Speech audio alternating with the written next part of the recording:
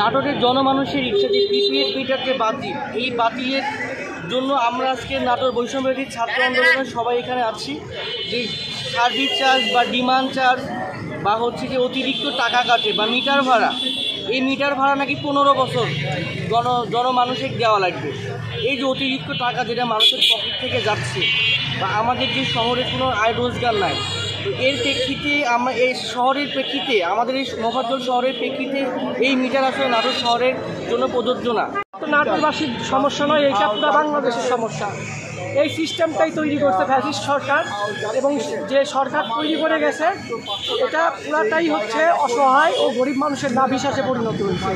তো এই নাভিশ্বাস থেকে মানুষকে মুক্ত করার জন্য আমরা হচ্ছে বৈষম্য বিরোধী ছাত্র আন্দোলনের পক্ষ থেকে আজকে লং মার্চ টু নেস্কো এটা ঘোষণা করেছি। এখানে আমাদের ধীরে ধীরে সমাগম হচ্ছে। তাকে টিকিয়ে রাখার জন্য মানুষের পকেট কাটতো, কিন্তু ফ্যাসিস্ট চলে গিয়েছে, কিন্তু সেই ফ্যাসিস্ট মিটার এখনো মানুষের বাড়িতে বাড়িতে থেকে গিয়েছে।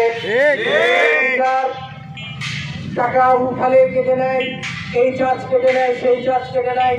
ঠিক 1000 থেকে 1200 টাকা বিদ্যুৎ খরচ হতো, এখন সেখানে 2 থেকে 2500 টাকা বিদ্যুৎ খরচ হচ্ছে। আমরা চাই অবিলম্বে এই পকেট কাটা মিটার বাতিল করতে হবে।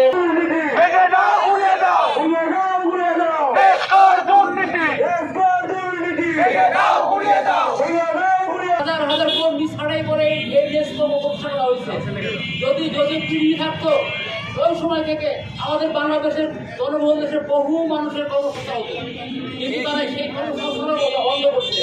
তারা এখানে ঘরে বসে আমাদের গলা কাটতেছে।